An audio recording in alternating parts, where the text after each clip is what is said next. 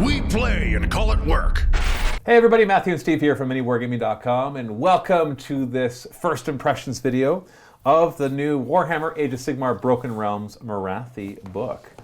And so I apologize that we haven't been getting to all the first impressions for our Age of Sigmar stuff. I know we've got like new Realm Lords, we've got the new Gargants, or the Sons of Behemoth.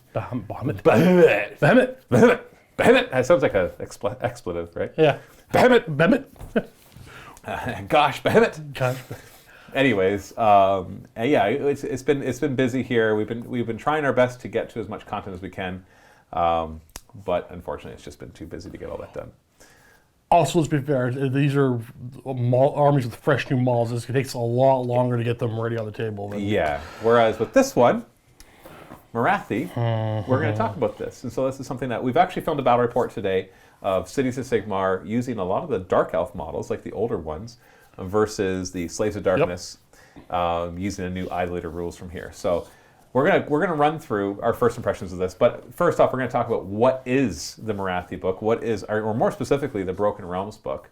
And we're going to have some conjecture as to what we think it is, not like what's in it, but what we think it represents. Right. And then we'll run through. I've had a chance to read some of the story. We've had a chance to run through all the rules, and we'll give you our best impressions of the whole thing. And obviously, we've only played one game with some of the new stuff, and it covers more than one army, and some that we don't even play, like Steve and I don't play. So we'll do our best with what we got here. But first question is, what is Warhammer Age of Sigmar Broken Realms? Well, it is an expansion to Age of Sigmar that adds more to the story. So it continues the story, which I think is really cool. It obviously centers around Morathi and her machinations. I'll talk about the story a little bit soon. But it also contains updates to 5 different factions. It gives them basically new sub-factions, some of them new War Scroll battalions, new artifacts, stuff like that. And that includes Daughters of Khaine, Idoneth Deepkin, Cities of Sigmar, Stormcast Eternals, and Slaves to Darkness. Basically the 5 factions that feature in the story that is going on here. But what we think it actually is... Yes. This book is... I mean, you kind of get an idea once you see the title, but once you go through the book, you've seen this before. If you've been gaming for years or over the past couple editions of different games, we've seen this before. The first time we saw this was Warhammer Fantasy End Times. Yes. Second time we saw it, Psychic Awakening, Warhammer 40,000, 8th edition. Just over the past year. Both of them happened at the end of the edition. Right. Now, the End Times was actually more dramatic than the Psychic Awakening was, because it signified the end of one game and the beginning of another. Well, what it did, and what sort of Psychic Awakening do, was it advanced the storyline. It just brought everything together, wrapped some things up, opened up more holes, and it was a big wrap up of many parts of the narrative that has been built over the years. Yeah, and then culminated in the destruction of the old world and the destruction of Warhammer Fantasy. And created new Warhammer Age of Sigmar, which, we're not going to sit here and debate anything about that. It's just more that that's what happened. Psychic Awakening, for those who are, move on. Get over it. Carry on. You can still play. Well, says the guy who still likes to play Warhammer Fantasy. I can't stand the fantasy players. I love you all. That still can't move on. Still play the game. It's a great game. This game's good too. Carry on. Play both, or play one or the other. But either way, we're not going to get into that. Jeez, all the comments are just going to be about that. I know. Well, yes. Anyways. And so, but if you're not familiar, Psychic Awakening for Warhammer 40k was a series of books that updated, one by one, updated pretty much, but not quite, every single faction in Warhammer 40k, gave them all new stratagems, gave them new ways to build your armies, gave them, basically new rules. It didn't replace the rules, it supplemented the rules of every single one of those codexes. I say almost all. I think Deathwatch wasn't done, and maybe there was 1 or 2 others, I don't remember. There was a lot of them. And it culminated in a new edition of Warhammer 40k, into 9th edition. And so this coming summer, which I know we just finished summer, so this coming summer will mark 3 years since 2nd edition came out, which is, kind of short for an edition, but, it's Games Workshop. So you know what? Everything miniature wargaming has been faster pace over the years. Yeah. I don't know if I'd say everything, because I'm sure there's plenty of companies who are still on the same edition 10 years ago. Like I think of the game like BattleTech, for example, and while they've refined the rules, they're still on the same edition that when I played as a kid. You hear about plenty more games. The internet's made the world a lot smaller, and it's done so drastically over the past few years. I think it's definitely a Games Workshop-ism. Yep. For them to rapidly increasing their edition changes. Now, the thing is, part of the reason for that they can do that is that not every edition change is a radical change. Correct. Like I think of Dungeons and Dragons, for example, and every single edition change is like rewriting the rules. It keeps the essence of what the game was, but it kind of almost starts from scratch each time. Like going from we had 3.5 obviously, but going to fourth edition totally. It just rewrote it from scratch, and then 5th edition did the same thing. Obviously, keeping ideas from the previous ones, but rewriting the rules almost from the ground up, keeping the basic D20 concept and the classes and races. Whereas we've seen drastic things like going from, like I remember Warhammer Fantasy going from 6th edition to 7th edition basically didn't feel like much of a change, but then like going from Warhammer Fantasy to Age of Sigmar was a total redo. Yep. Warhammer 40k. From 4th to 5th to 6th to 7th, I'd say, were all like small iterations, and then 8th really shook it up. Yep. It feels like, and then 9th once again. So we call them like 9th edition. It feels more like 8.1 or 8.2. I mean, just more on that, like Warhammer Fantasy is I guess 40k is now their longest run, or their latest edition got the 9th edition. But Fantasy, always minor changes, sometimes medium changes, but there was always every so often we had a radical change in 5th, 3rd, 6th, and then 8th. Right. But even then, radical change, it still looked like the same game. It wasn't like Warhammer Fantasy to Age of Sigmar kind of change. I know my 40k experience is much less than Matt's and much less than most of you, but the change from 6th to 7th wasn't that radical. No. And none of them were. From 4th all the way to 7th. I started in 4th. 4th to 7th were iterations. Okay, we're going down and thinking about that's not what this is about. Yeah. This thing is we've seen this twice before in the past where a series of narrative books that update a bunch of armies lead into the release of the next edition. We don't know that's coming. We suspect. And no inside information. Yeah. And it's always months and months. It's not next week. It's not next week. It's going to be, it's like, summertime. Summertime is when that would be the earliest, They've always done their edition changes, usually June or July. Yeah. And so I would suspect that we're going to see more of these books, and slowly they'll update all of the factions. It's a safe bet. Yeah, so that's the guess. This is our first one. So it's possible that this is just a one and done thing, but I don't think so. Really doubt that. So let's delve into it. So what is the story? What's going on here? I haven't managed to read through all of it yet. I literally got this book yesterday, or got it the past couple days, but I just started to read it yesterday. So essentially, it focuses around, of course, a new substance. What does every writer like to write about is a new substance, whether it's some sort of unobtainium, right? In this case, the cool thing, I love Age of Sigmar lore, by the way. I love their lore. I wish I had more time to read even more of the novels because I really like what they've done with it. It started off kind of slow, but it's really gotten there. And so part of the Age of Sigmar lore is that each of the realms, realm of fire, realm of life, whatever, they each have their own realm stone. That is unique to their realm, but essentially is magic made manifest into a physical form, with maybe the exception of the realm of light, where it's actually light, and they have to capture the light then into crystals. But even that's now even a physical thing, the ether quartz and all that kind of stuff. So you've basically got magic being captured into physical things. So we've had this one realm, a sub-realm that's not part of any other realms, called the All Points, or the 8 Points, depending on the time that you go there. And this is a realm that has enormous realm gates that go to all of the realms. So it's like a City of Brass from Dungeons and Dragons kind of thing, where it's like a central location that lets you get to all of the other realms really easily. So very strategic point. And during the Age of Chaos, Archaon conquered it and has held it since then. And it's been a stronghold of chaos. Now, when Sigmar retreated into the realm of heavens at the end of the Age of Chaos, or beginning of this, in the Age of Chaos, he sealed up with enormously powerful magics the gate in the 8 points that led to the realm of heaven. Therefore, and he closed pretty much every other realm gate to the realm of heaven as well, everywhere else. But that was the really important one to close. And it's held shut for now, I want to say thousands of years now, is how much time has passed. A lot of time has passed. And in all that time, Archaon has not been able to breach that gate to the realm of heaven, because he'd love to do that. And then we had the Necroquake, which happened a while ago. This is important, actually, Yeah. to the story. It even brings it up at the beginning here. Because the Necroquake, Jerk Nagash's work of saying, "Oh, all of death belongs to me," even though it's like, you don't deserve that. I hate Nagash. They wrote him really well because I hate him.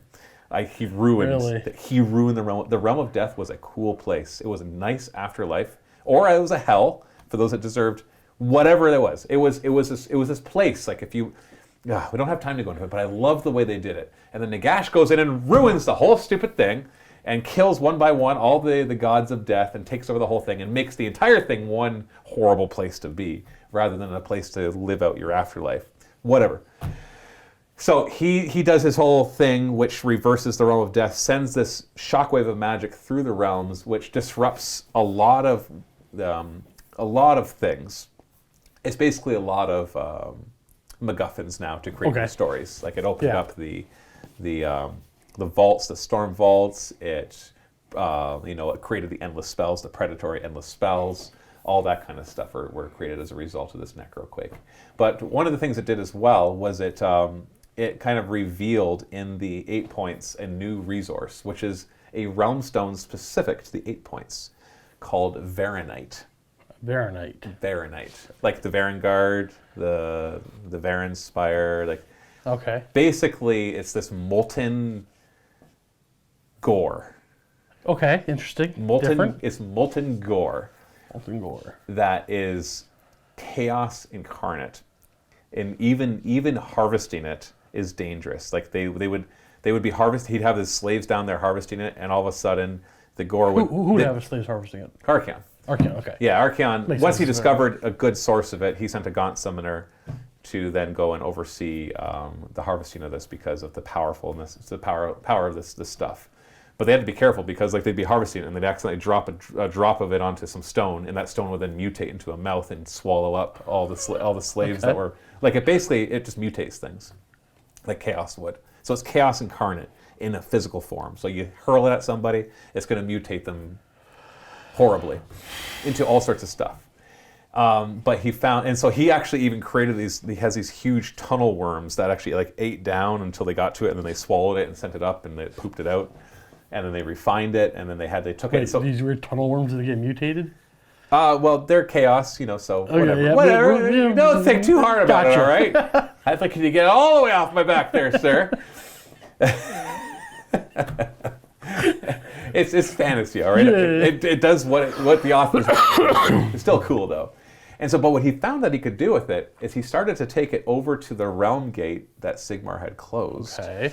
And as he applied it to the realm gate, just like a healing balm, except not like that, obviously, he found that it started to break its defenses. And so he's slowly breaking open the realm gate to the realm of heaven. Okay. That's as far as I got. Well, I got further than that. So Morathi sees this. She secretly wants the Varanite for herself because she believes... she tells her followers it's the blood of Khaine, but she doesn't believe that. Khaine is gone. He's dead. And it even in this book says Khaine is gone. All right, he's not. It even says he's not coming back. If they ever found that out, if the daughters of Khaine ever found that out, they would hate Morathi and kill her for that because she keeps lying to them. But she wants it for herself to turn her into a god. Right. That has been her goal since her battle time. Oh yeah, she hates her dad. Yeah. She hates Teclis. She hates. She's a teenage god basically. God, I hate all you. But she's incredibly manipulative in a very, very intelligent way. So she goes to Sigmar, who knows that she's manipulating him. Okay. And says, they're about to break open the gate. And so he's like, I know you're not telling me everything, but at the same time, that's a big deal. So yeah, we'll ally, and we'll go take care of this. And so the part that I just finished was basically they went through apparently there was a realm gate. The only realm gate that led to the 8 points that wasn't perfectly guarded on both sides was one in a realm of life. So they convinced Alariel to let them through, and they started. They pushed through. And they've set up a beachfront per se, and now what I'm reading is now they're heading towards this one mine because if they can destroy that source of Varanite, she plans on doing this ritual to open up a portal to the the Ether Realm. Oh, what's it called? The Void. Sorry, the Ether Void, which is the space between realms, which is just nothing. Nobody can survive in there. And if they dump it all out there, then it'll slow him down so long that he won't be able to open up the gate anytime soon. So that's what they're on their way to do that. But she secretly doesn't want to destroy it. She wants it for herself. But Sigmar doesn't know this, but he's, he knows she's up to something. He's not dumb. He's not a dumb god that's easily manipulated. So that's kind of where I'm at for the story. I don't know how it ends. In fact, maybe I shouldn't tell you how it ends because then you can find out for yourself. How am I going to find out then? I know. It's not one of those things where it's like spoiler alert because this is a source book. It's not like a novel per se. Well, I guess I don't know what the spoiler would be, but there's going to be a bit of a spoiler in the story then by reading some of the rules I read, the models. Right. Yes, exactly. So moving forward, there will be a bit more spoiler. I don't know the whole story yet, and neither does Matthew apparently because... No, I haven't had a chance to finish it all. There's a lot of story here, and in fact, right away, I want to say this is my favorite part of this book. It's about 3/5 story. Yeah, and I like that. Yeah. I like I said, I love the lore of Age of Sigmar. So I've always complained that these games don't advance their own lore enough. And Age of Sigmar has been a nice exception to that. 40K, they keep pretending to advance the lore, but then they don't. Yep, I agree. It's like they're more like telling more stories within it. That's different than advancing the lore. I'm not saying that Games Workshop doesn't tell stories within their lore. I mean, advance it. Do something with the Emperor. Do something with this. And like, yeah, now there's more chaos. And it's like, well, that's cool and all, but you didn't really give us something different than what we already have. Whereas I feel Age of Sigmar keeps doing that. Like we have the Soul Wars, the Necroquake. That was sure it's a MacGuffin for them to introduce other gaming concepts like endless spells and the Storm Vaults, but it also is a wonderful. Like I actually read the Soul Wars novel and it was like, oh, this is really cool. I love where they're going with the concept of souls being the currency of the gods, and that's what they're fighting over. And it's not like 40K where a demon is a demon is a demon. It's like no, everything's a soul and it can be reforged. A demon can be reforged into not a demon. A person can be reforged into a Stormcast Eternal. A Stormcast Eternal can be reforged into a Night Haunt, which could then be reforged back into something else. I think that actually, the whole souls being currency thing, or the thing everybody's fighting over, I think is actually really exactly. Cool. It's a unique thing. I'm sure there's something in novel series that did something, but it's cool. It's different at this scale, at least. Yeah, and so far we can see there is a difference between human souls and elf souls because you see like the Idoneth Deepkin was the result of them yanking the souls, the elf souls out of Slaanesh, but then him looking at them going, ew.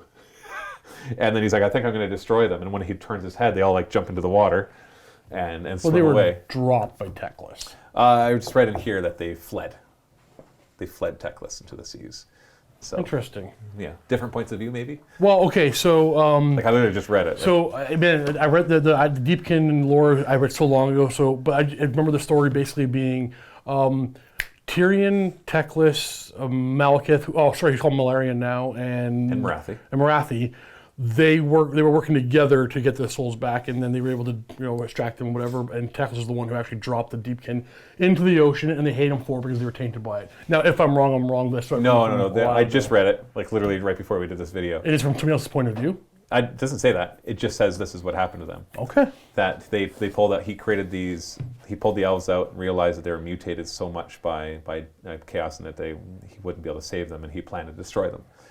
And they knew this, so they fled. And they actually took the lantern that he used to draw them out. There was a special lantern that he could draw the souls out of Slaanesh, and they stole that. Because that's actually a key part in here, that she then goes and steals it back. Did they advance any more information about Slaanesh thus far? That's going to be in here, I'm pretty sure. Okay, interesting. Because it starts like, let me show you something.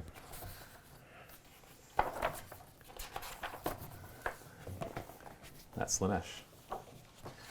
This is what it says. I'm going to read this to you because I think this is cool. The dark prince stirs, squirming against his twilight bonds. The sweet song of his faithful echoes from all corners of reality. With every shriek of agony and howl of trembling exultation, his power swells beyond the ken of his dull-witted gowlers. One by one, the god chains are sundered. But here's the cool part. Each fractured link concealed by the prince's impenetrable illusions. In their arrogant self-certainty, the elf lords fail to grasp what is coming. And then there's more. But yeah, he's slowly breaking free. Now, in this book, does he break free? I highly doubt it, but I haven't got through that part of the story yet. But it's definitely part of what is featured in what is going on with the story. So we might be seeing the return of Slaanesh soon.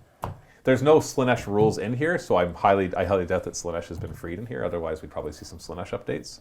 And it's not what this book is about yet, but we'll see. Pretty cool, though, eh? Yeah. Yeah, it's pretty cool. Yeah. Anyway, so story-wise, I still got more to read. So that's just basically an overview. The story is advancing, and I'm excited to see that. So I have to do a selfish thing real quick. I got to pause for a second.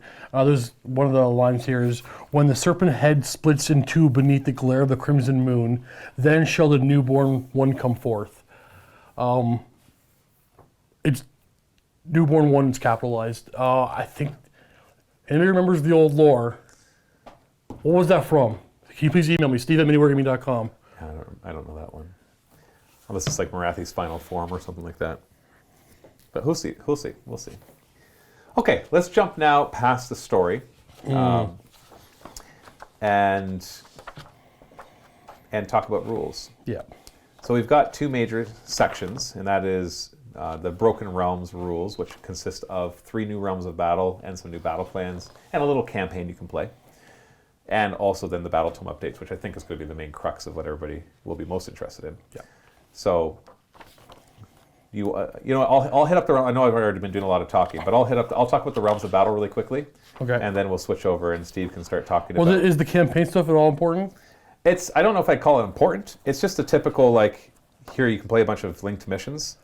And see, I generally don't care about these because I'm spoiled that I play custom campaigns here. Exactly. 3 or 4 times a year. So. Yeah, the campaign in here, I've already read it. It's not a campaign in the sense here's a bunch of upgrades and cool things you get to do. It's more here's a bunch of battle plans, play out what happened. They even tell you what kinds of armies you're supposed to bring. We're always going to see that in these books. Yeah, exactly. And so that's interesting. I think they're interesting. I might even want to play through them for all we know, but the problem is we don't have a good Daughters of Khaine army right now. Because that was Vito's, and we don't have an Idoneth Deepkin army right now because Buddy Boy here sold his because they were too powerful, rather than just waiting for them to fall behind in the meta like every other army. I don't have that kind of patience. you gotta fuel the next army, right? Exactly. No, I get it. And I can't afford to buy them off of him anymore because he wants too much money. They sell too well. Yeah, exactly. It's because you guys are buying them at good deal, and I'm like, well, fine, I won't get a ridiculously good deal. So yeah, that's the campaign rules. But there are some cool things. There's 3 new realms of battle. There's one in Ulgu, the realm of shadow, called the Haliflux, and then there's the one in Akshi, the realm of fire, called the Charwind Coast. And there's a really cool one in Varenthax's Maw in the 8 points. Now, Varenthax is a god beast that is dead. It's under his corpse that they're finding all this Varanite. Oh, he poops Varanite. Yeah, but nobody knows who killed Varenthax to begin with. He's always been there when they showed up. And so it's underneath him. So when you look at a picture of the mines, they're enormous mines, and his corpse covers the entire top of it.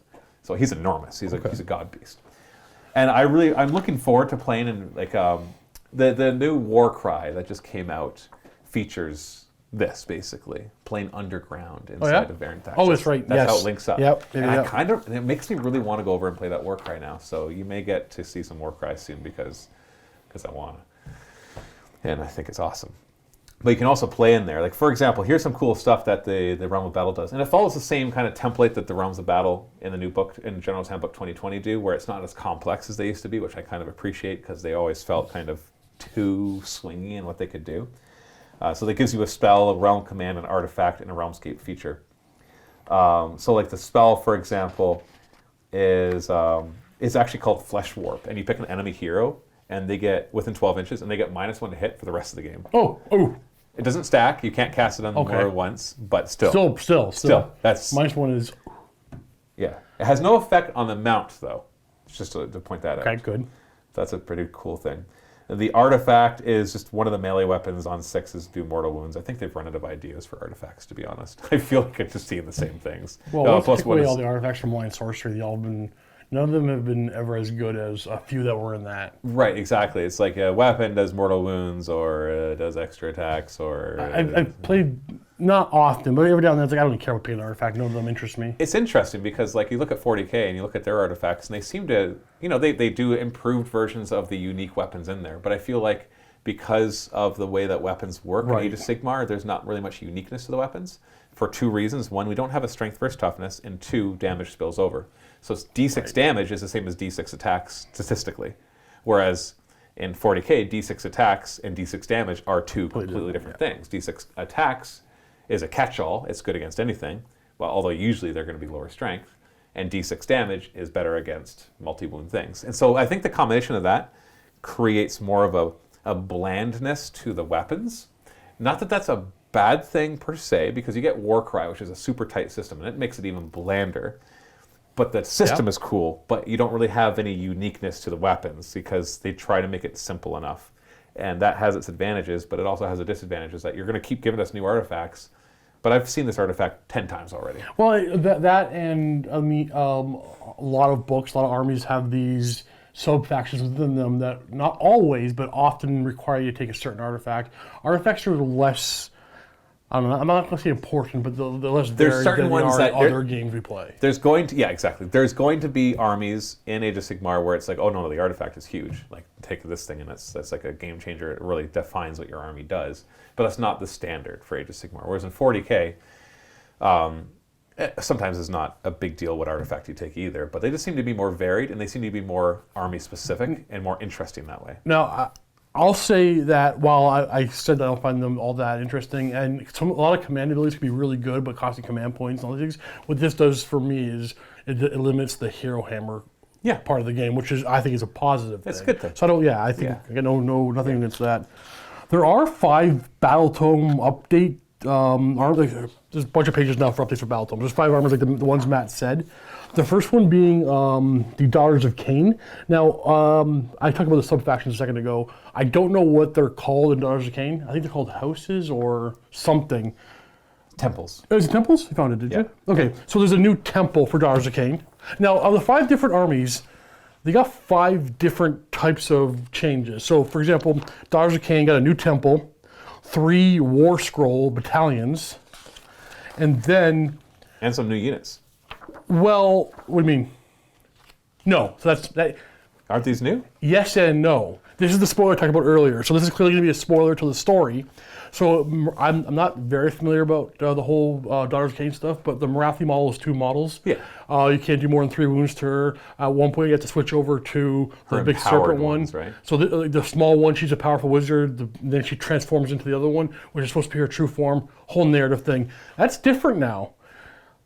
It's called Morathi Khaine and the Shadow Queen. Both models, they're 600 points together. You have to take both of them, and now they're both on the table at the same time. There will be a narrative reason in this book. So it's not new models. It's not new models. But she manifests both forms at the same time. It's still Morathi, but now it's Morathi Khaine. And it's 600 points for the 2 of them. The 2 of them, correct. And you have to bring both. Yeah. You can't just bring one or the other. So if you're a Daughters of Khaine fan, I'm sorry, neither of us are super familiar with all the points cost, so we can't look at this and be like, oh, that's way better or way worse. All we can tell you is what it is. Like, for example, just quickly looking, Morathi Khaine has the rule 1 soul, 2 bodies. So when the Shadow Queen, which is the big one, is on the table, wounds and mortal wounds that would be allocated to this model are instead allocated to the Shadow Queen. So little one to the big one. Yeah, so she can't take wounds until the other one is gone. And if the Shadow Queen is on the battlefield and an ability or spell would cause this model to be slain, then this model is not slain and 3 wounds are allocated to the Shadow Queen. If the Shadow Queen is slain after her model is removed, this model is also slain, which is interesting because she has a wounds characteristic, but it never really comes into play. Except, I guess, any rules that say, roll a die against their wounds characteristic, like swallowing them or something like that. So, I mean, the rules look nice, the staffs look nice, everything looks nice. At 600 points, it's huge. We're not familiar enough with the Daughters of Khaine army to know if this is really good, crazy overpowered, or not good at all. It looks pretty good. 600 points. Looks pretty good. It's got to be good if it's 600 points. But more interesting to me on this one is this is such clearly an advance in the story, some way or another, which I'm assuming you're going to read tonight and tell me about tomorrow. Yeah, I actually have time tonight. Beautiful. I'm going to take the book home. So I'll learn about this tomorrow, why that's happening. But then it goes on to Cities of Sigmar, which are completely different. You better take this one because... I'll talk about Cities of Sigmar because I'm familiar with them. So the Cities of Sigmar, I love this. I love the Cities of Sigmar book. It has lots of flaws, and it's part of the flaws is just that it brought together all of the different factions, like the Dark Elves, it's such an interesting book. I love the book, but I don't want to play it. I love it though. It shows that I don't want to go on too many tangents. Yeah, I understand. There's so many tangents we could go on. Like, Age of Sigmar. I love Age of Sigmar. He really loves Age of Sigmar. I love Age of Sigmar. I think out of everybody here in this building, I love it the most. Yep. You're incredibly passionate about Sigmar. Which also makes me get ticked off the most when things about it are messed up. Like when things just don't work. That's fair. Because what's slowly happening is the stupid power creep, which ruins all of these games for me. It's part of our life, though. No, I get it, but I remember when Cities of Sigmar, not when it first came out, because nobody played it when it first came out, but when I finally decided to really dig my talons into it, I'm like, I'm going to play Cities of Sigmar, and I'm going to go through each of the cities and play them to their theme. And I had so much fun because there was no Karajan Overlord bombing bottle spells. The Disciples of Tzeentch weren't yet coming at me with nothing but flamers with tons of attacks from a million miles away. There wasn't Hearthguard. Well, I was the one that played the Fire Slayer, so nobody fought me with Hearthguard Berserkers that would never die or whatever. And we didn't have the Phoenix Temple, the ones that also never die. And so I was able to just bring Free Guild Guard and handgunners and great swords and the dispossessed. And that used to be terrifying. And I loved it. And I made sure that in every single one of my armies that I had at least 2 or 3 Stormcast Eternal models or units on there, because 1 in every 4 can be a Stormcast Eternal. And except when I played the one that's Sylvaneth, I made sure to mix in Sylvaneth too. And I loved when I put the army on the sideboard to show it off. I'm like, oh, that is so what I want this game to be. It is like how allies should work in this game.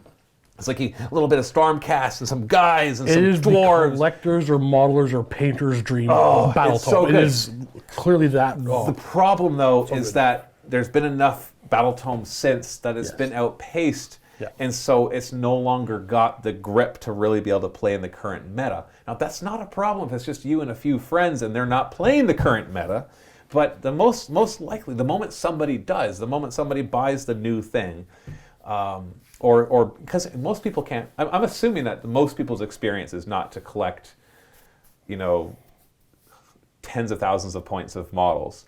It's usually you build one army and then slowly expand it. And so if your friend builds that 2,000 point list, which is just really good, you can't just be like, hey, dude, can you just go and get more to your army and switch it out? Spend $2,000 and another 50 hours or 100 hours of your time making that, please, because I'm tired of playing that. Just wait 12 months.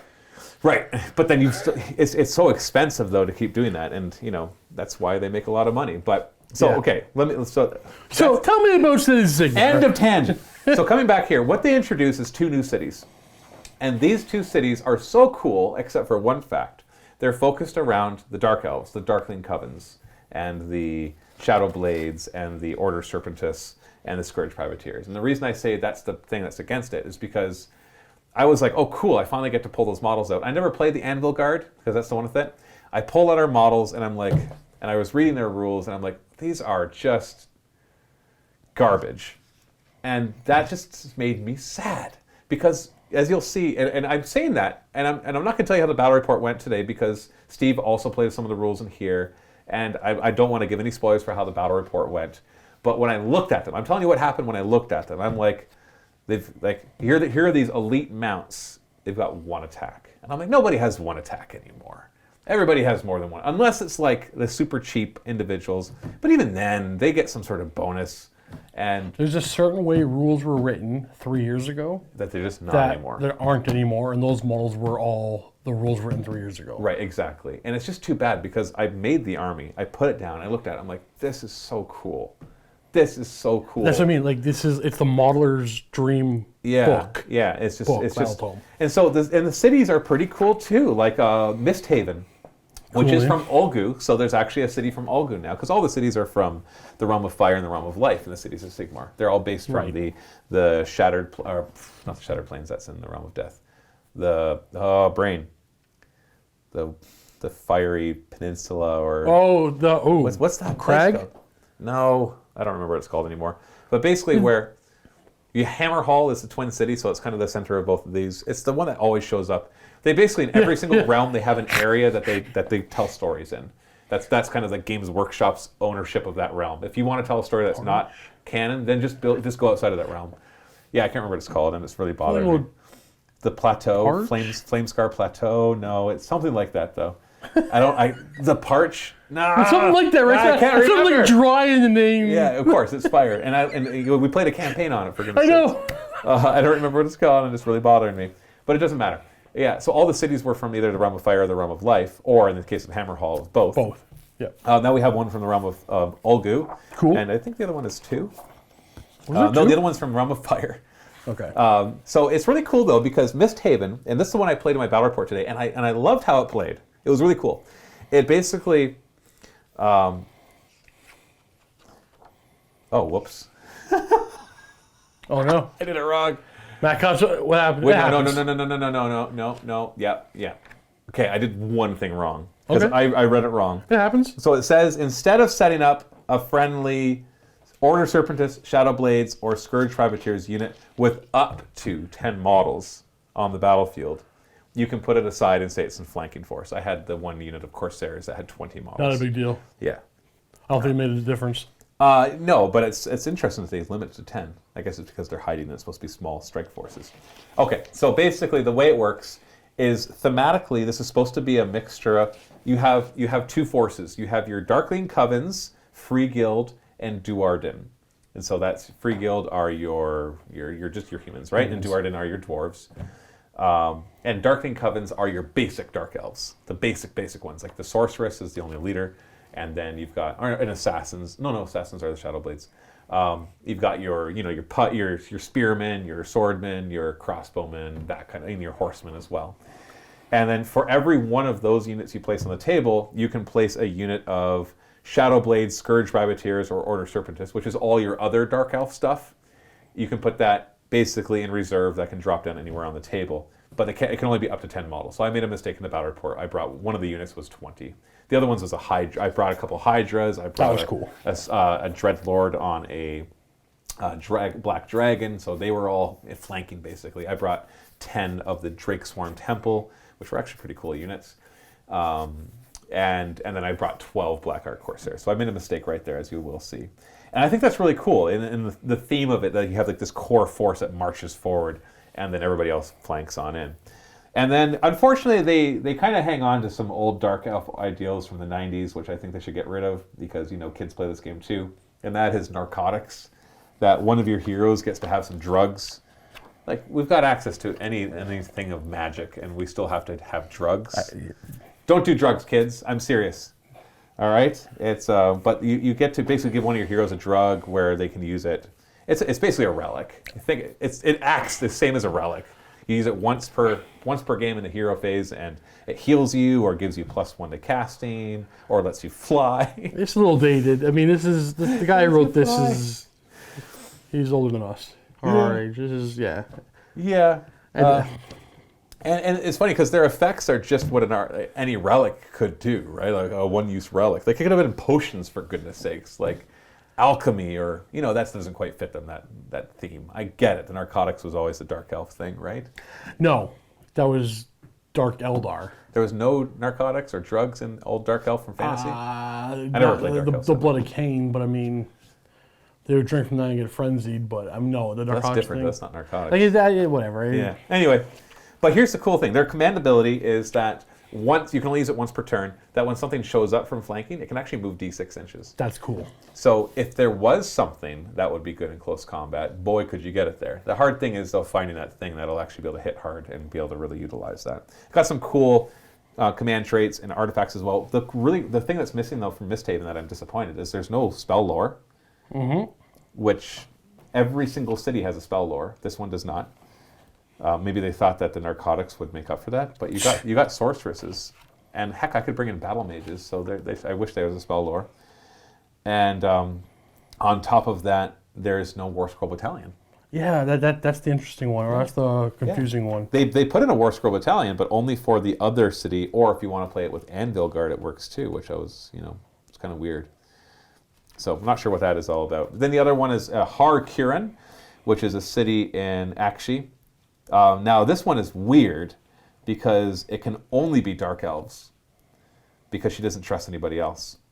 And instead of 1 in every 4 being, and it actually does not get the rules from Cities of Sigmar, which is not a huge deal, but it loses like making your general be able to have another guy give him command points. It loses empowering She spells. who?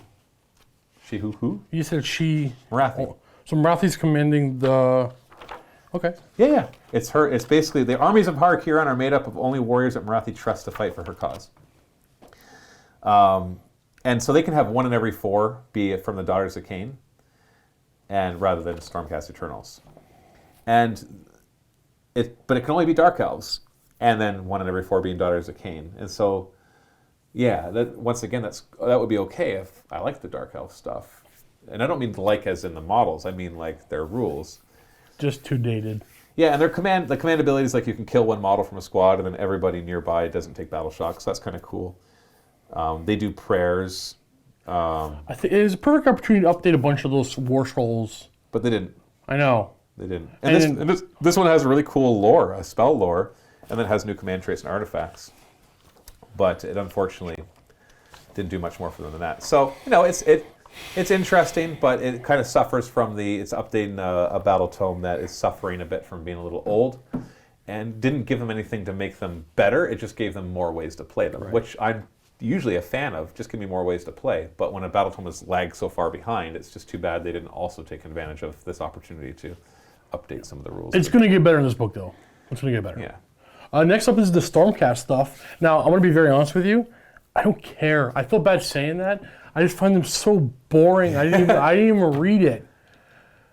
I mean, we talked about the Stormcast army I want to build one day, the way I want to paint one, but like maybe this is going to finally give them something. Did you go through any of this? I did. I looked at the Stormcast Eternals. How do you feel about the Stormcast stuff? The nice thing about the Stormcast things is, unlike the Cities of Sigmar ones, it actually adds rules to the Stormcast Eternals. Right. So you got 5 War Scroll battalions and there's actually a page of rules. There's 1 or 2 good ones in there. Okay. So basically, what it does is you can declare that they are. If your army is a Stormkeeper army, you can give it a Stormhost keyword as usual. If you choose a different Stormhost, simply it adds on. It's basically Celestial Sentinels. So basically, right here, let me just read this. When you pick the Stormcast Eternals allegiance for your army, you can say it will be a Stormkeep army. If you do so, you must use the Celestial Sentinels battle traits on this page instead of the Legends of the Living Tempest. So I guess I should clarify. You lose the whole half of them can deep strike thing.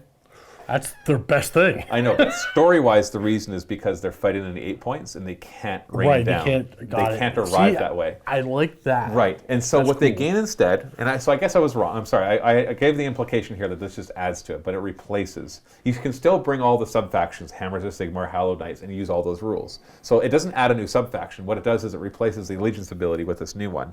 This new one it's interesting. Basically, it makes Liberators a little more useful. Liberators it makes them more useful. I didn't say that makes them good. Okay, that's all right. I guess that's accurate. Just because you go from here to here doesn't mean that you didn't rise up a little bit. So essentially, now everybody gets inspired by the Liberators. If you're wholly within 12 inches of them, you get +1 bravery. Cool. Furthermore, Liberators can, if they don't move, they can give themselves +1 to hit and +1 save. They'd be 3-up saves, by the way. So you stick them on an objective. Yeah, I guess. You lose the mobility. But here's the cool thing, though, and I don't know exactly how this can fit in. I haven't tried it yet. 1 in every 4 units in the army can actually be from Cities of Sigmar. Okay, I'm seeing some stuff. So all of a sudden, if there's those few key units that you really like from Cities of Sigmar, you could bring them in. Like, you could bring in a general and a couple handgunner units. Or you could bring in... I'm trying to think of good examples. You could bring in like even the free guild stuff generally is some good stuff. There's some good dispossessed stuff in there as well. Heck, even the artillery, if you can find a way to kind of finagle the artillery in there with a Lord Ordinator nearby, giving them all buffs, because the Lord Ordinator gives all artillery buffs. So I'm seeing there might be a few potential things in here is all I'm trying to say. Yeah, I skimmed one of the War Scroll battalions. I immediately liked it. The first one? No, actually the second one. But it's just like Paladins are also going to be able to use that ability he just talked about. Right. In a roundabout way. So that's cool. That's the kind of stuff I want to see. I just felt that they ended up in a bland spot, with the exception of Sacrosanct. Well, the Stormcast Eternals suffer from that anyways, right? Yeah. And so this doesn't fix that. This just gives you new stuff to do. No, but like I'm not talking. For me, it was bland. This is adding some stuff again. See, I never found Stormcast Eternal bland. I just found them frustrating because most of the stuff I wanted to do with them sucked. It's Didn't like work? It's like look at all these cool Griffhounds. Look at all these the ones that ride the winds etheric. They suck. And it's like, but it's always like the latest Stormcast Eternal stuff that comes out is the good stuff. And it's like, stop doing that, please.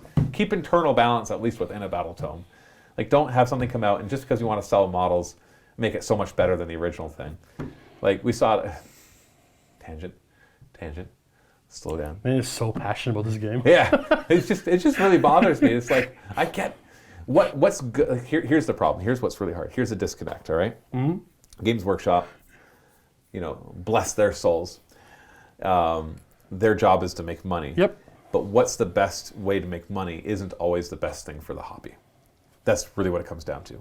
And I can say that with certainty. The best way to make money isn't always the best way. The way I always justify it is as long as they keep making money, they're going to keep putting out stuff. Yes, of course. So. But it's not always the best for the hobby.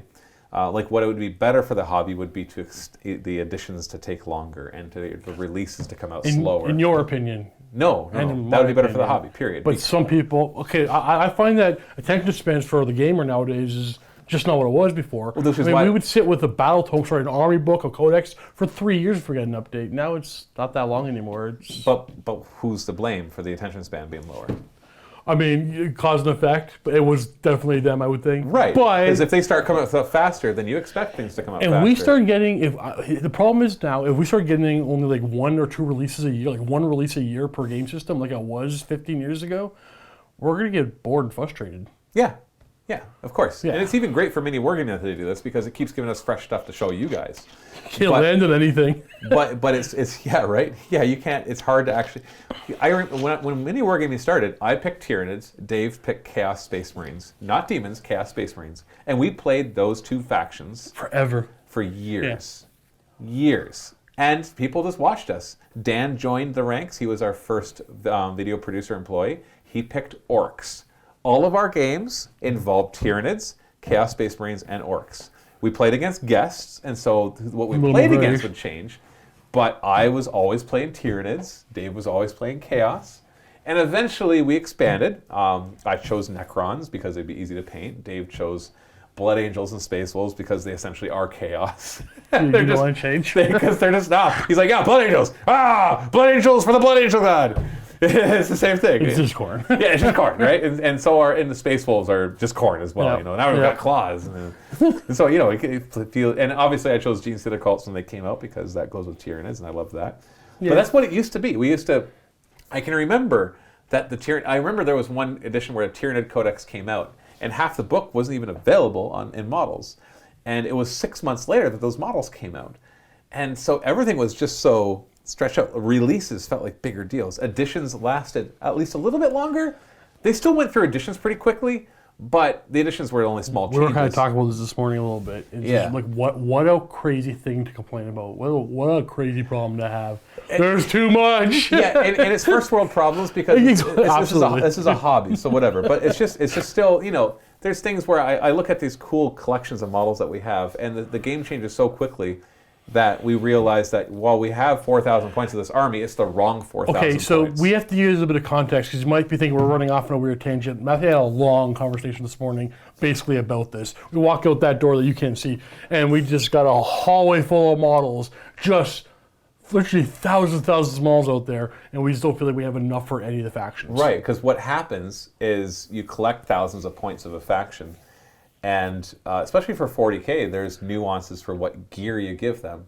And then the meta shifts, or a book comes out, and the very gear that you've given them no longer is what you want them to have. They don't want missile launchers anymore, they want meltas. Meltas are the thing now. Now they don't want meltas, they want plasma.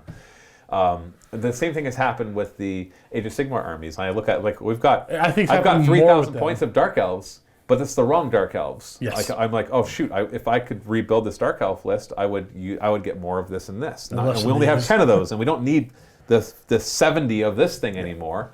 And that just keeps happening. And that's what happens with the shift in the meta. And so it's funny because I think it's more a problem for MiniWarGaming. It is. That's why I want to Meaning explain us. this. Yeah. Yeah, than it is for the individual, because our experience is trying to keep things fresh for our audience.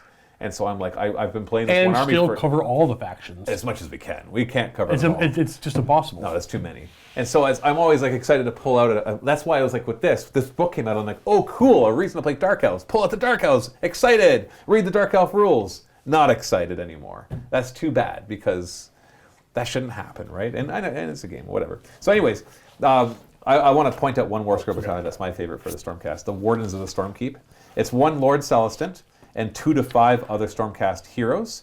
They can't be on monsters though. Okay. Which I guess you can't bring the Star Drake.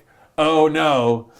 And the really cool thing about this one, so it's 1 Lord Celestant, 2 to 5 other heroes. So basically just take all your heroes and stick it in this War Scroll battalion. And at the start of your first hero phase, roll a dice for each hero from this battalion. On a 5+, you get a command point, and on a 2+ for the general, you get a command point. So that's kind of cool. You get to start off the game with potentially 2 How expensive is it? 140, I think, or 160 points. It's the cost of 3 command points. The Warden Stormcrow? 140. Yeah, so the cost of almost 3 command points. It would be cool if it was like at the start of every hero Well, I phase. mean, okay, so I don't play Stormcast anymore. The one day I go back to them. I don't. So are they command point starved? Do they have a lot of abilities they want to use? They have a lot of abilities. Yeah. Okay, so then that's good then. It's Yeah, a great one. Yeah, they could use the command points, but you like this. Yeah, you like the second one that lets paladins and Justicar units do the whole shield, where they get +1 to hit and +1. I've save. always been a more defensive player. Seems like a pretty good one. Well, it's more like it's not always about being defensive too. Like you can charge into battle, and then if you survive to your next hero phase, or you holding get its charged. objective. Like let's say it was your opponent's turn first, and they charge a unit of paladins, Justicars, and Liberators, and then you survive. So on your turn, you're like, I'm not moving anyways. So +1 hit, +1 save. Yeah, I like it. Yeah. I like it a lot. Especially on paladins. Paladins with +1 hit, +1 honestly, save. like it makes Liberators have a purpose. Yeah. Because now you have the okay. Now they keep giving Liberators stuff. It's like, we're sorry. Yeah. We're gonna make them 90 points now. We just feel bad for Liberators. It doesn't make they're not even that bad. They're just not good. They're not bad, but they're not good. The problem with Liberators is that they came out at the beginning and they were and then everything Those else. rules were written 3 years ago. Exactly. And so 2 attacks with 3s and 4s, or 4s and 3s with no run 1 damage, and a 4-up save rolling 1s was fantastic back then, but now everybody's They got have 4-up the saves. stats of the old leftover fantasy models. Right, exactly. And so, and they even give him an extra bravery eventually. So now it's going to be +1 bravery to the Stormcaster. It also gives a +1 bravery to the Sigmar guys that you bring as well. So that means the Liberators themselves are bravery 8, because it doesn't say... Not bad. But I mean, I don't It think doesn't say bravery's other. ever been a problem for them. They have tons of ways of ignoring battle shock, right? Yeah, but you have to use those command points to do that. So it's definitely been something. And so just knowing that you have this core group that you can get to a spot and then hold that spot with a 3-up rerolling 1 save That's amazing. and +1 That's to amazing. hit. The +1 to hit's not as big a deal because their weapons suck anyways. Right. But the fact that Make some 3s and 3s, which is nice. yeah, if you have the hammer. The hammers. Oh yeah, we all of ours are hammers, right? Yeah, we do have some sword ones Oh, do now we? Okay. too. But the +1 to hit is better on the hammers than the sword. Yep. Because that equalizes it out. Also, they look way cooler. I like the hammers. Yeah, well. But yeah, I mean, it just feels right. Stormcast. A couple more War Scroll battalions. So this is where I can kind of sit back and shut up. I got the rest. Except to ask questions. Yes. Because the last 2 Okay. are Idoneth Deepkin. Actually, no, it's the last one is Idoneth. And Slaves of Darkness. Sorry, I got some of my So notes. take it away. Hold on. Bad timing. Bad timing. Okay. All right, Idoneth Deepkin. Okay, you know how Matt said earlier in this video, probably like an hour ago, I sold my army because it was too powerful? Well, okay, so I was bringing them for bat reps, and they were just like, stomping everybody, just auto win. So I got rid of them. Well, the game has changed since then. So it appears from this book that the community or Games Workshop at least feels that Deepkin have fallen behind because they just buffed the crap out of everything. Okay, so the first thing they do, they don't organize it well, but right to the Deepkin page, the first thing we do is we finally got mount traits. Now, mount traits came out after the Deepkin book, but now we got some mount traits that could be on the Leviathans, the big turtles, and on the, I don't know what to call them, they're like these unicorn Deep mare? seahorse, yeah, the deep mares. That's what it says over here. Well, people might not know what they are, but the weird unicorn seahorse thingies that the characters ride. They're actually pretty good, and I don't have to go over what they do, But I mean, there's a clear one that's good for both of them. One of them has the Leviathan amount. All three are good, but one of them is just ignore rend 1. And the Leviathan went up to 2 up save. Yeah. Okay, That's so... Yuck. Now, like, every section has been just different. Like, the Morathi got, like, a new house and War Scrolls. A little bit they just redid the War Scrolls for Deepkin. So the Achilleid Alopex, the big old shark, which was arguably the worst thing in the Deepkin battle tome, but was still good. Any other army would want it. It was very fine. At least made it better. It's save, wounds, bravery, move, all the same. It had the 2 options for the shooting, the harpoon or the net. That didn't make any sense before. Which one would you rather have? They changed the shooting completely. So instead of the range is the same for both the weapons, but instead of the harpoon being 3 attacks, 3s and 3s with no rend, it is now 4 attacks, 3s and 3s with a rend. And the net launcher remained 1, 3 to hit, 3 to wound, no rend, 3 damage. So by the way, it actually does more. But basically, before it didn't matter. It didn't really matter which one you took. You always took the 3-shot one for the extra range. Right. But now the net launcher actually does something for you. It gives you entangled. A unit that has been hit by attacks made with the net launcher cannot make pile-in moves in the same turn. Now I don't know which one I want, and that's exactly what you want. That's some good board control right there. I think I want the net launcher now. Can you imagine like charging a unit from the side with a monster or something, and then after hitting with that net, and so they're stuck not being able to pile in and do anything good, or grab an objective with their pile in. So that can do some. It's situational, of course, but it can do some very interesting. Unfortunately, what I did forget to do is check the point costs on these. I feel like the shark went down in points. I can't recall exactly, but I think it went down. It's only 110 now.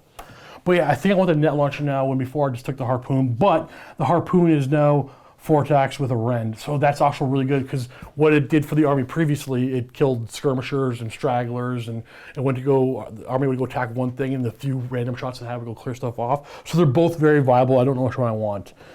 This was the one model that basically had a 4 to hit. Everything hit on 3s for one way or another, other than like a couple other things. But now the barbed hooked and blades is just 6 attacks, 3s and 3s. And the Shark Ferocious Bite is now 3 attacks, 3s and 3s, minus 2 damage, and with the same predatory rules it had before. So Achilleid Alopexes was arguably the worst in the book, but still very good, just made it better. Fantastic there. Eidolon of Mathland and Eidolon, both the aspects of the storm and the aspect of the sea. I remember reading this and being like, oh, it got better, and I can't remember why. I read this yesterday. Shall we grab the book? Okay. Drenched with Hate. So the aspect of the storm, the close combat guy, so the guy with the big water cloak, he used to have an aura of 12 inches handing out reroll 1s to wound. Now it's 18 inches, add 1 to wound. Ooh. Close combat, right? Whew. Okay. No, it's not close combat. It's just flat. Add +1 to wound. For all Idoneth Deepkin units wholly within 18 inches. And the Storm Shawl now gives them a 5 ignore, wound, or mortal wounds. Why? Why did we just buff this guy? Why? Did he fall that far behind? No, I have to check the points on this guy. Do you have the app, or if you want to talk for a second while I check? Oh, if you're going to check. I'll check. Yeah, that is a +1 to wound bubble. It's not a command ability either. Like, why is it the command ability? Why is he just giving It's just so... he was good before. And I can't find Deepkin. Oh, it's Idoneth Deepkin, of course. Starts with I, not D. Add him, and then I want to add the other guy, because I feel like both of them went down, but I feel like it went down 100 points each, and that can't be right. Okay, they did go down. So... Because they're 330 each now. They're 330 each now? Well, this guy used to be 360, and the other one used to be 380. So they both went down significantly. And they got better. Now, the mage one also got the ignore damage of 5+, remember correctly? Yes, you did.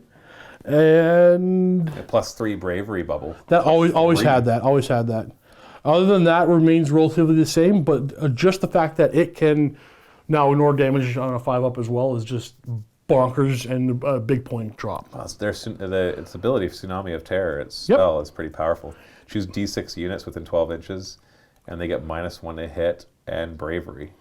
More often than not, you find he's casting spells to heal. You pick one from the book, and he doesn't reroll. He's handing out heals. Yeah, I mean they haven't gained much more killing potential, but they didn't need more. But they gained resilience. Remember, this is also an army that, I mean, if you have a shooting army, you can't really pick your target. Right, because you have to shoot the nearest. Deepkin army is picking the target. So both the Eidolons, which I found fine before, just buffed. Wow. Oh, there is a roundabout nerf, which I'll get to next, but we'll get to that. It's not from them, but the Leviathan got changed up drastically as well. Its save characteristic is now one of those on the chart where it changes as you get wounded. So it used to be a 3-up save. Now it starts at a 2-up, but you have to suffer 8 wounds before you get the first bracket on this guy. We haven't seen that before, right? Yeah, that's new. That's a 40k typically. Right. You have to lose half your wounds before it starts hurting you. So I think often, most commonly, is you take 2 to 3 wounds and you bracket in the monster. Does that sound about right? Yeah, it's usually on the 4th wound. I think it's on the 3rd, no? Depends. Yeah, some are 1 to 3, 4 to 6. Others are 1 to 2, 3 to 5. We're doing 8 wounds before we. I don't know, whatever. They take the 2-sprong pier and the harpoon rule weapons and combine them 1, 6 attacks, 3s and 3s, no rend 1 damage. It's a nerf for one weapon, it's a buff for the other, so ultimately it's a buff as you combine it. Just trying to keep things simplified. Crushing Jaw. Oh, so the harpoons are also the better harpoons. So it's 8 shots, 3s and 3s with the rend. Fantastic. The Crushing Jaws got changed. I don't know for better. I'll say for better, because instead of 1 attack, it's now 3 attacks, but that gets bracketed. Wait, was it 3? No, it's 2s to hit. 2 attacks. It's 2 attacks instead of 1 attack. Its hit is the one that gets modified now, and it's -2, 3 damage instead of D6. But if you roll a 6 to wound, it used to do 6 mortal wounds. Now it does 3 mortal wounds, unless it's hitting a monster, then it'll do 6 mortal wounds. So ultimately, I think that's a buff. Don't know why we're buffing this guy up or buffing this guy up. Oh, also he gained Crushing Charge. He rolls dice after charging like cherries to handle mortal wounds, because why not? The Void Drum did change a little bit, so he has that aura of add 1 to your saves. This is why there's a bit of a nerf for the Eidolons, because it no longer works on anything with more than 8 wounds, I believe.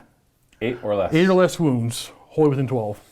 So you can't get a 2-up save on your Eidolons anymore, but that's probably for the best. But we got a 2-up save on the Leviathan. And now one of the mount traits you can get on this thing is either increase that aura to 15-inch range, or what I'm going to take is just ignore rend 1. Right. On a model that you have to half kill before you get it off a 2-up save. Right, and then it becomes a 3-up. Then 4-up, I think the worst is a 4-up. 5-up. Right? Oh, there's a 5-up. But one has those last 2 wounds. It has 2 wounds left. 1 wound left. 1 wound left. It has 1 wound left as a 5-up save.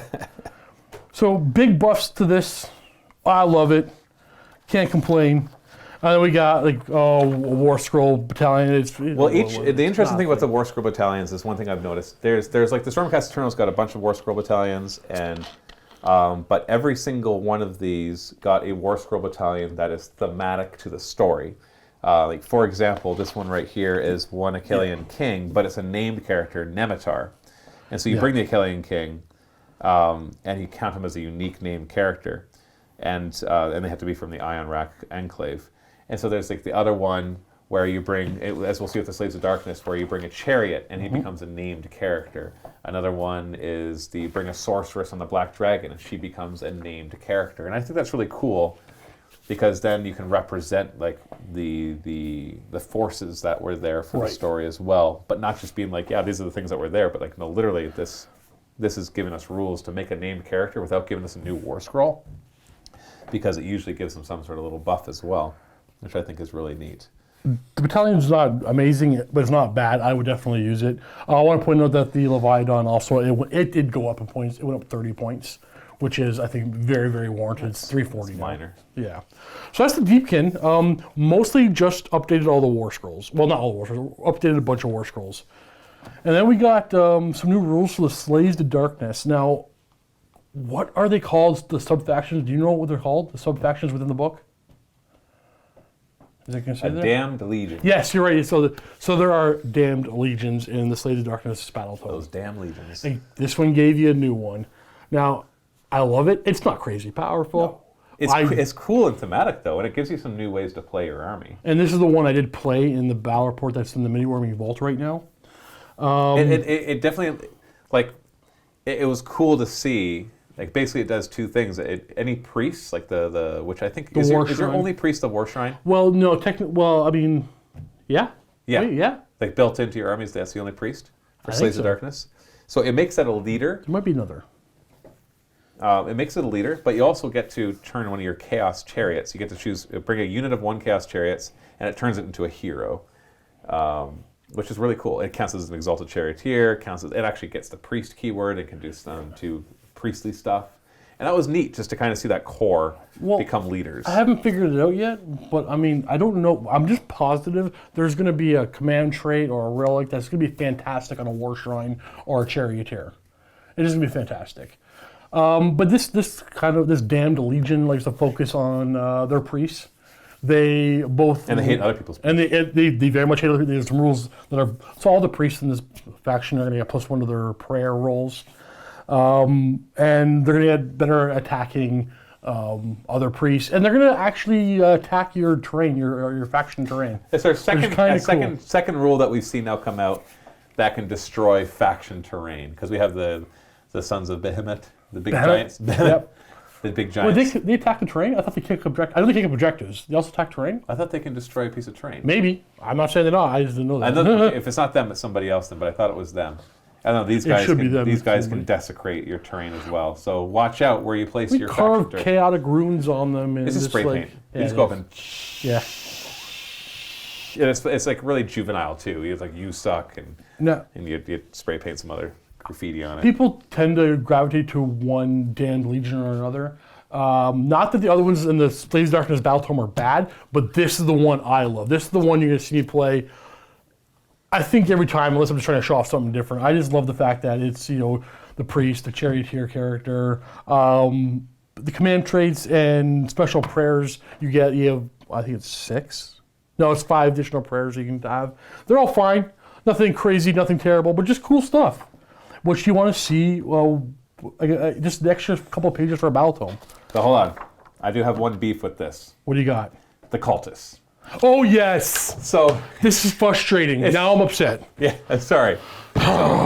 So when I went to play the Slaves of Darkness one time, I noticed I had the Yogvir model, right? Mm-hmm. Which is the Dark Oath chieftain, and we have the Dark Oath war priest. What's the War Queen?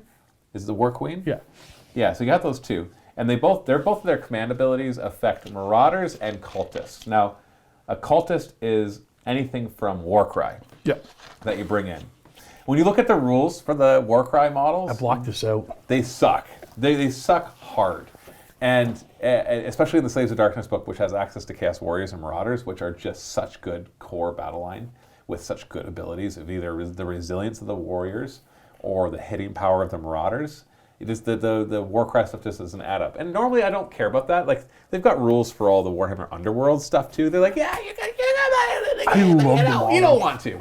But the thing is, the models are so cool. Mm-hmm. And I'm like, remember when I went to play, I was like, maybe I could make an army around those cultists, because if you use the Dark Oath Chieftain and Dark Oath War Queen, that maybe they can buff them. And I looked at what they did, I'm like, no, that's not any good.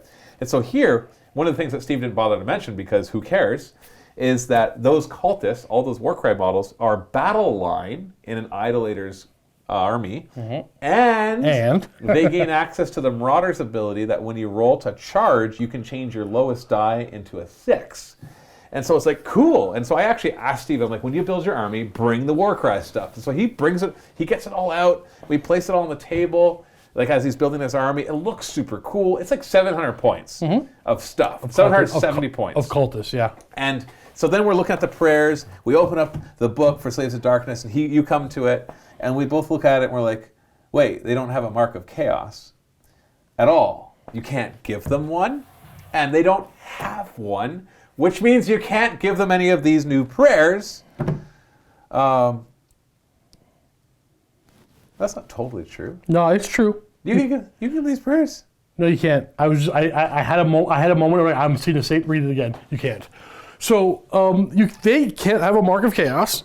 So you can't target them with any of these prayers, Matt. They all say, you're reading the last one, that's why. Don't read the last one. The last. Exactly. Okay, so you can do the undivided. Not even kidding. I did the same thing. I'm like, what? They could Not do it. 10 seconds ago. Yeah. If you saw me swallow my heart, yeah, okay. But now, to be fair, the War Shrine could target them with prayers.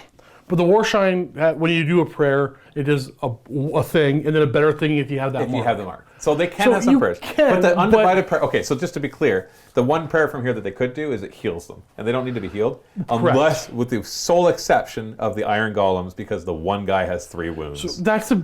And as soon as you allocate wounds to him, then he's going to die. You add one line to this page anywhere.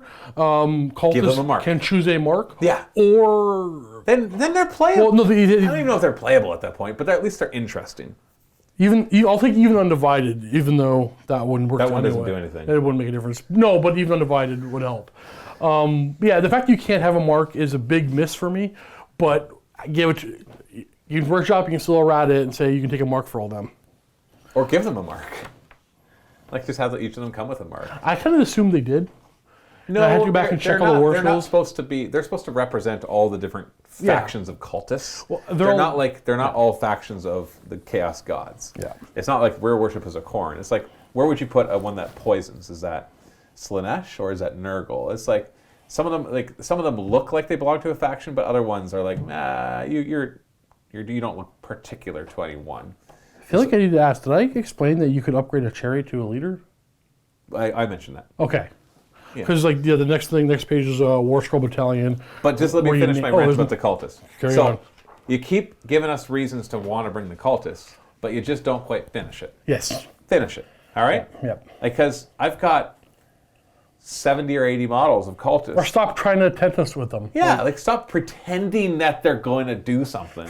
And then, although they can charge really well now, and now they each have one attack that hits on 4s and 4s that you can't give any of these prayers to, and that they don't get the aura of chaos. Why would they spend chaos? points They're on all them? corn, but these guys don't get that because they aren't corn. It's only if you had bought them already and you want to use them. That's all this is. But they're... Again, remember, we're spoiled. We have a bajillion miniatures. But why put in a rule for something? I know, I agree. And I not agree. make them playable. Like, I get that, each battle tome is usually made probably by 1 or 2 people. And there's a lot of people involved, but I mean like the ones that write the rules. But like when you go to write a rule to supplement a battle tome, shouldn't you just like look at that battle tome and be like, hey, when I add this rule, because when I add this, let me finish this sentence before I start my next sentence, I guess, Matthew.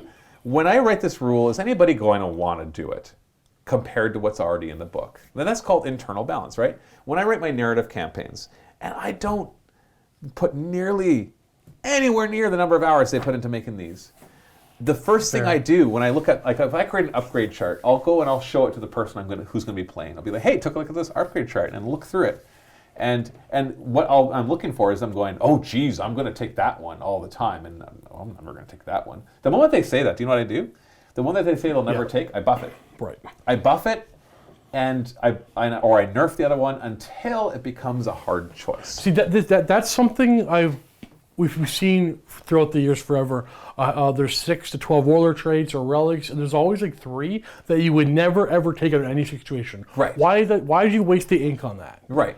Yeah. Yeah. Exactly. It's like, what's the purpose of that? Are you just trying to fill out that D6? It feels it's like you're filling out the D6 chart. It's like you can't come up with 6 warlord traits, so we'll come up with 3 good ones, and then we'll just kind of copy and paste and modify a few other ones without thinking about them very much. A few are always going to rise to the top. Right. But when you read something, there shouldn't be like, I'm never going to do this. Yeah, it seems, for lack of a better word, it seems kind of, and I'm going to say a word, and I don't mean any insult to the person who wrote this, it seems lazy. Because it doesn't take, and I'm assuming they're play testing. And if they play tested it, how did they not notice that nobody bothered to bring cultists?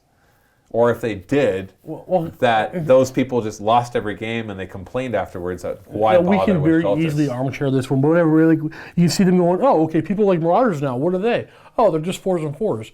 Well, okay, well, I guess when they charge, they make a lowest of the 6, and okay, let's give them that. Well, that's one piece of that puzzle. No, the Marauders are good because they have 2 attacks each, not 1. Yep. Which is pretty much all of the cultists have only 1 attack each. They are pretty much as cheap as cultists. They're a little more expensive, but because the cultists are 70 points for 8, 9, or 10, depending on which one you're doing. The Marauders are only a 5-up save, which is actually they should be 6, but that's a whole different discussion of what I think the save should be. But the Marauders they're 2 attacks. They're 4s and 4s, no rend 1 damage, which whatever. But that's already pretty good, by the way. 2 attacks on a 25 mil base, which means you're going to get lots of attacks. If there's at least 10 of them, now they hit on 3s. But here's the clincher: if there's at least 20 of them, they get a -1 rend, and that is the big part right there. Well, and then you throw in the charge, rolling 2d6 and the lowest becoming a 6. But there's more. There's more. And then there's the spell to teleport them, Which you couldn't do to these guys. Or which you right? Well, why not? Ocular visions, all the spells. These are not Slaves of Darkness. They're not Slaves of Darkness mortals. Well, So yeah, your spells aren't. in the book. They're Slaves of Darkness mortals. These are not Slaves of Darkness mortals. The cultists aren't? Yeah, Sure they are. they're in this book. Yeah. Yeah, you can do those. They're.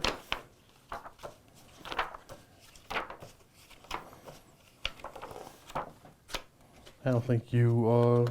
You're there. Oh my goodness! Yeah, they're right there. Slaves of Darkness. And they're mortal. Yeah, so you could buff them the same way as Marauders. So we got to kind of remove that from the equation. Why are these in this book? I don't know, man. Because just read their rules and you'll be like, I don't want these. I have no reason to ever care about these. There's a couple of them that might be able to be like objective grabbers or whatever. And so it's like, yeah, you can buff them just like Marauders to give them reroll hits and wounds and all that. So forget those because you can. It's sad just- when they're so bad you don't even realize you're in your book anymore. Right. So I'm just talking about just the War Scroll because all the buffs can be applied to either of them.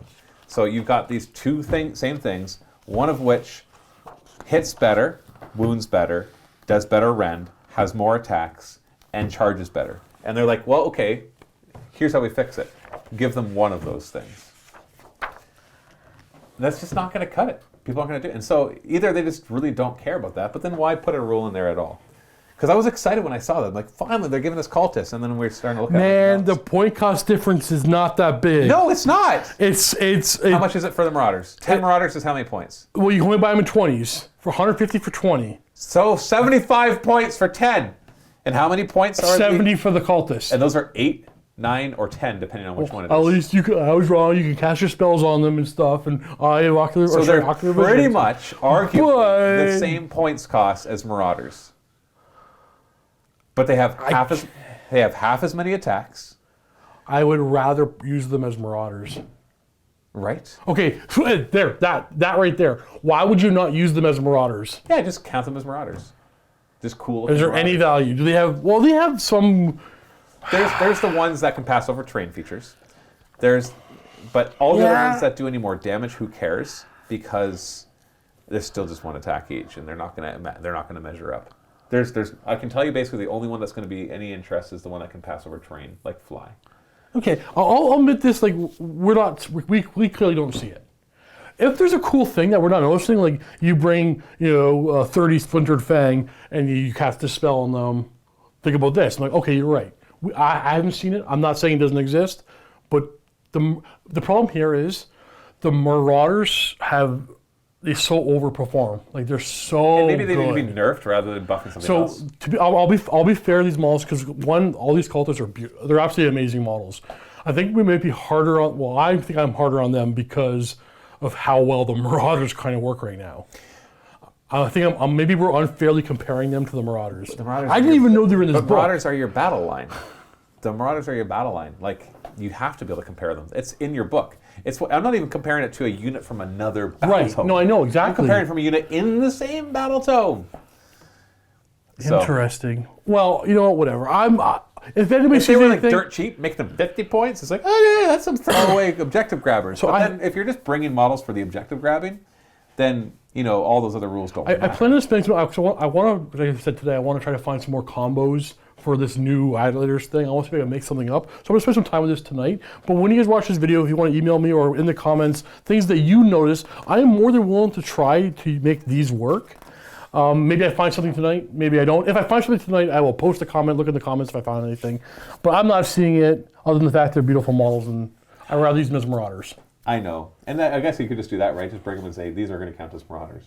Oh, I want more Marauders. Yeah, right? That is actually it for the book. Like, obviously, there's more details. We haven't covered every War Scroll Battalion, every spell and artifact. I'm trying to just give you the first impressions of a quick look through. I guess if I had to give a first impressions of the book, like, how do I feel about it? I'm excited for the story. I'm not particularly excited for another edition because... I love new edition. If it was... Wargamer Christmas, man. Okay. This might sound funny, but I would prefer an edition that restarts things. I don't mean Those are my favorite, yeah. Yeah, I don't mean story, I mean rules. Because then it resets the power creep. It's like there's an inflation that never goes away until they just deflate the whole thing by restarting. I don't think you're going to get that coming. No. I don't think we need that. No, we don't need it. It's only been 3 years, so I don't think they dare do it. And again, we don't know if one's coming out. Oh, yeah. We're talking like a certainty. It's a certainty. Yeah, I feel like it is. It's pretty obvious. Yeah. But it's even starting at the same time that the Psychic Awakening started last year. So it's happening. This thing's got me super excited. I know from my factions, I got nothing but good. And here's what excites me. This makes me excited to do some narrative campaigns in Age of Sigmar because it increases my desire to read more of the lore. Because I'm always excited for lore advancing. We can go deep into the existing lore, and that's important too. But I like what's going on next, what happens next, what's happened next. You read that, let me know. But this means I have a reasonable hope or possibility of having an upgrade or a buff or some sort of add-on to Beast of Chaos. Maybe the next book. It'll give you another sub-faction and some again, spells. assuming, I'll take that, assuming that there is a next book. It's probably going to be one. There is. Yeah, it's just so obvious because if you could see this, how close it was, and I'm sure you can go on Warhammer Community to see it. It says Warhammer Age of Sigmar Broken Realms. So it's like the series, and then down here it says Morathi. Like, it even looks like an End Times book. Except that it's not nearly as thick as the End Times book. We've seen like this layout. Yeah, it's obvious. Twice before. It's obvious this is the first in a series. They've probably even said it, to be honest, and I just haven't seen that. Maybe. Well, I hope that you enjoyed this. Make sure you go check out the battle report of Cities of Sigmar using the Mist Haven rules versus the Idolaters, the Slaves of Darkness that you'll see Steve bring. Lots of cool Marauders and Warriors and Chariots and that kind of fun stuff. Like your core Slaves of Darkness, cool stuff. I love my list. And so go check that out, and there'll be a link in the description below. Thanks so much for watching. Happy wargaming.